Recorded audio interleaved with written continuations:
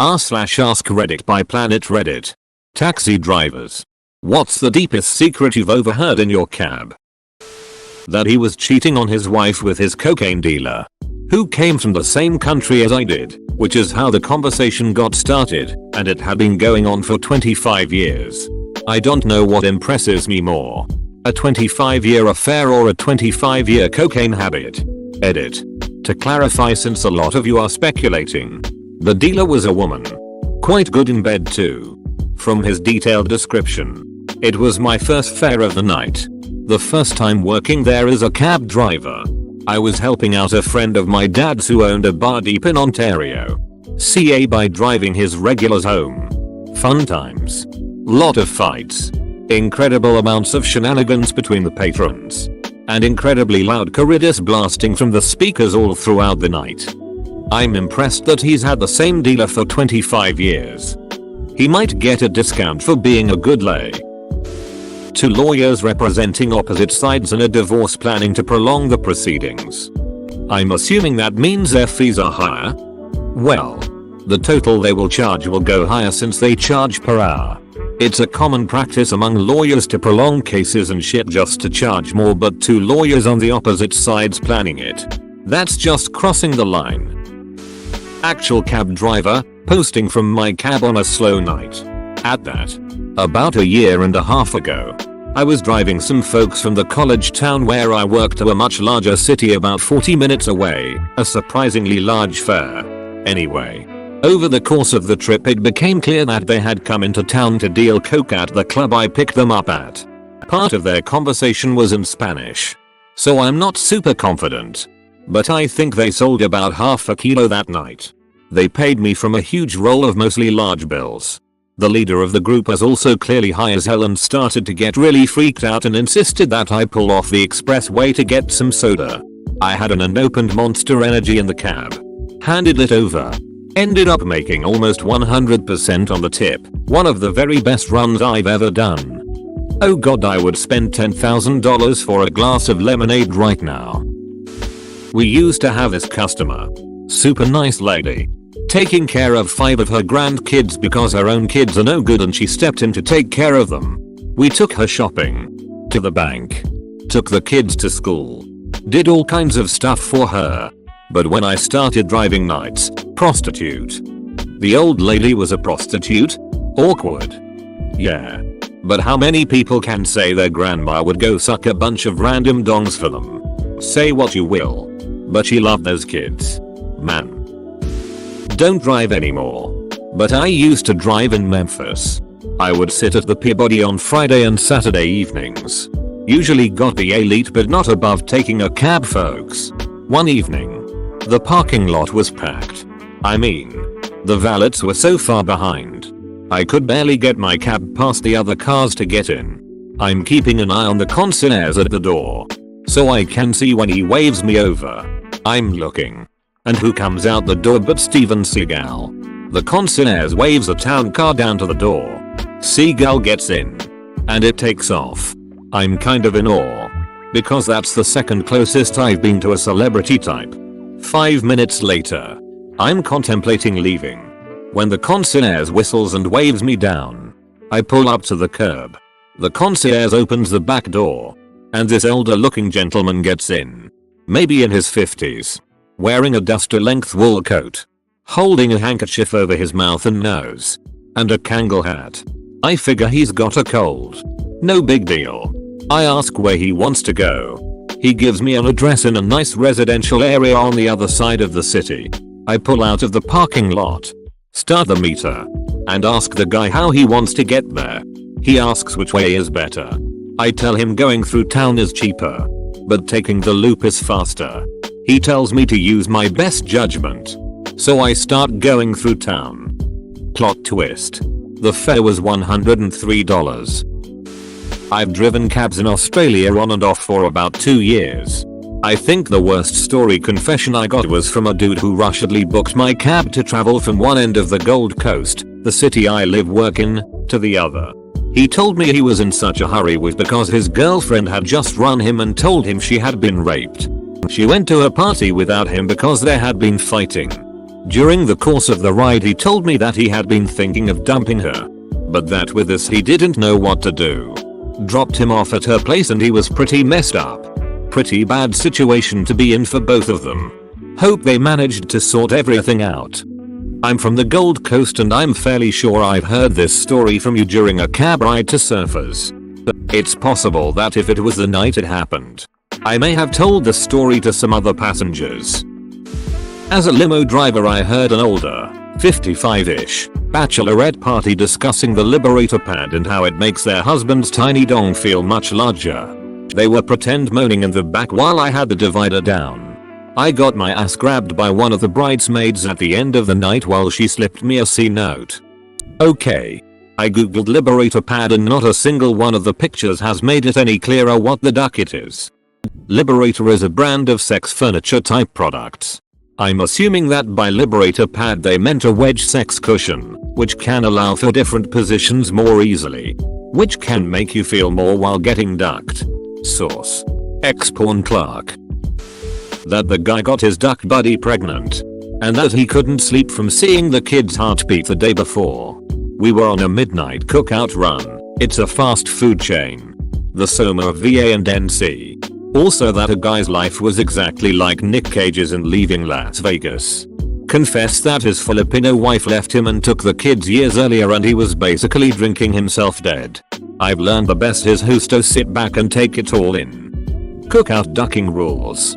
We got one in Johnson City my junior year at Etsu and the place was always packed even until 4 AM. Short stint driving cab in Boston area. Two very attractive passengers come in. I assume they are a couple, even though the man is clearly far older than the woman. Talking loudly about getting away from Boston and going to Paris. I try to strike up some conversation and ask them how long they are going for, and they say they are moving there the next day. Turns out the dude was married. Like, to another woman. His wife was out for the night, and he was just packing up some stuff and moving without telling her, or his 3 kids, until he was there.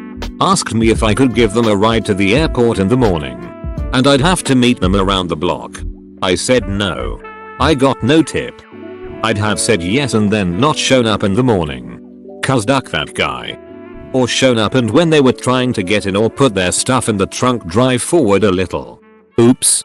Then they try again. You do it again. They're pissed. Haha no really I'm serious this time. Come on get in, they try again. You speed off cackling out the window. I had 3 girls spend the cab ride talking about the fake boobs of the middle one. Apparently the best place to get a boob job is Beverly Hills. They're cheap there, because there's such competition for the business. And they are very good, because they deal with a lot of volume. A lot of volume. That is all. Drove a cab for a while on weekends while in college. I had dated this girl for about a month when she confessed she had a boyfriend in Germany. She told me all about him and that he was going to be moving in with her. Stopped seeing her.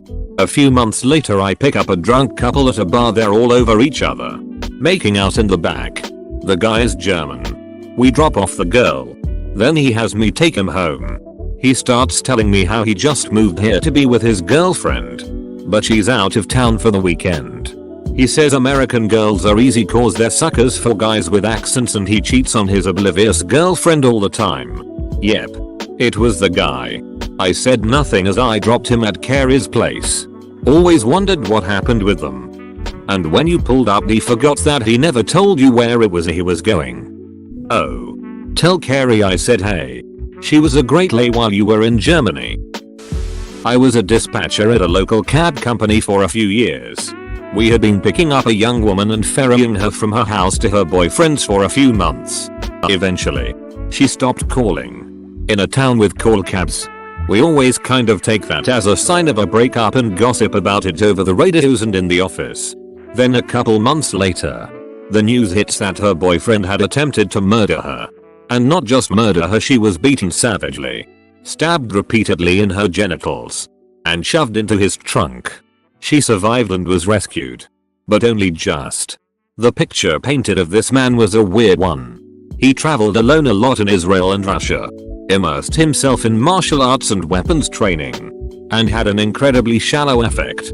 I believe they had just broken up. She started seeing someone else, and he hunted her down. We always worried about regulars after that, sometimes calling the ones who dropped off the radar. The darkly poetic element to all of this was his last name, Jäger, which means hunter in German. I picked up an older gentleman from a local discreet all-male brothel. He was articulate, sweet, funny, and also male prostitute. He was on his way to see his mother at the nursing home. He told me his mother does not know what he does and thinks he is just a teacher. He wants to quit working in the brothel, but he cannot afford to keep his house and pay for his mother's care on teaching wages. He was very forthcoming with all this and became a regular client. He tipped very well also. Was in a cab in Nick with a Nigerian driver, and a fire engine with siren screaming came up behind us. This guy decided he had to get out of the way by driving faster than the fire engine. He was yelling at cars to move, weaving in and out of traffic, cutting in the oncoming lane, etc. Just going. I finally told him you could just pull over. This seemed like a totally new idea to him. He pulled over and the fire engine whizzed past. Maybe he was a convoy pilot in Nigeria and was making sure the path stayed clear for the fire engine. I ordered a cab one night after I missed the bus home. After telling the driver where to go, he got a call. He apologized and closed the plexiglass window to take it privately. I guess the ceiling on it was off or something like that, because I heard him very clearly say that he'd pick up his kilo in 20 minutes. He then opened the window, apologized again, and asked me if I had seen the recent football game. At least he was a nice guy. Edit. Just to clarify, this is Southern Florida. Odds are it was coke. Again. He was a pretty nice dude. I even slid him an extra 10 because he found a shortcut that shaved 15 minutes off of the trip. Taxi drivers actually can very easily traffic drugs in their cars, as they are constantly moving and rarely get searched by cops. They also have plausible deniability if they get caught. Honestly, never thought of that. It's genius. This is only semi-relevant, but I picked up a guy once who started talking about a night he recently had out of town and met some hot bartender or something. It was a very awkward conversation because it seemed like there were a lot of weird pauses whenever I would reply, and a lot of his responses to what I said didn't quite make sense. After a solid 15 minutes of this, I realized he was talking to a friend via a Bluetooth headset. I've never felt so dumb. I worked taking calls for a cab company. Not as a driver, but I had a fairly interesting call once. It was late at night and this girl was ordering her cab like this. So yeah, could you? Yeah, I'd like a cab too. Hey, would you mind not licking my kitten when I'm talking to the taxi guy? Thanks. Well, sorry about that. Anyway, goes on to complete the order. Maybe not much of a secret, except in so far the secret of what was going on was revealed. Okay, well, I read it and had to rewind it and read it in a sexy tone in my head. Then I realized how fun that call was. Bravo. Thought it was awkwardly nervous at first. Not a cab driver, but I am a very white guy that due to my military time can speak a fair amount of Urdu. I got to listen to my Pakistani cab driver in Vegas answer his phone and start talking about my newly wedded wife's tits. You should have surprised him. I did. I got my change and said shukriya. Quda Hafiz. Thank you. Goodbye, and he sat there with a dumb smile for about 5 seconds, then his face went blank like he had a stroke. Nick taxi driver told me his deep secret one night. He'd picked me up after I'd finished working a long bar shift and had enjoyed an even longer after party. I don't know if my level of drunkenness made me come across as trustingly friendly or blackout forgetful, but it was a long drive to where I lived in Harlem. So we started telling stories. He looked like a caricature of a Mexican guy, stocky, tan, mustachioed, etc. We even spoke a bit in Spanish, but his accent was very unique. This was due to the fact that he'd moved to Mexico from Pakistan, his native country, and had posed as a Mexican to sneak into America via the usual over-the-border routes. He'd done this after 9/11, fearing America would bomb the hell out of his homeland in their search for terrorists. He had to disguise his true origins to make himself a more acceptable illegal alien. And the plan worked perfectly. His wife and daughter followed soon after. The taxi job he'd worked so hard to excel at was now supporting the family and paying his daughter's way through college. Unfortunately, once he'd gotten to America, his old job required too many credentials to allow him to remain laying low in his new life. Back home, he'd been a biochemist.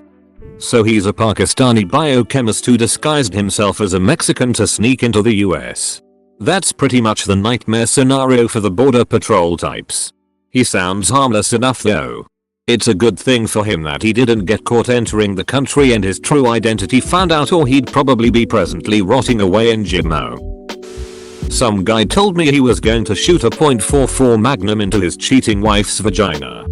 My dad actually had a patient like this. My dad was doing post-op checkups and the guy said he was going to go home and shoot his wife later in the night. My dad finished his checkup and called the police after the dude left. Glad someone had the balls to call the cops on Scorsese. I heard this from a cab driver in Miami once. Mexicans need to realize that a lot of white people in the states know Spanish and maybe shouldn't talk about their driver like that. As an extremely pale white woman, I dealt with this a lot when working as an ER nurse. But a lot of times it was actually very helpful. Patients would often discuss things in Spanish that they were not planning on telling medical staff that was actually really important for us to know. Like what illegal drugs the patient had taken. I usually let it be known right away that I spoke Spanish. Especially if the patient did not speak any English. But it was always really awkward when I came in the room and they immediately started talking shit about me. My grandfather drove a taxi for a little while in the 1950s. Important to the story. He does an overnight shift and picks a woman up with a guy my grandfather thought was her husband. And drives them to her house. The next morning, Sunday, he picks the same woman up at her house with a different guy. They were on their way to church. He got a good tip on that one. Not 100% sure.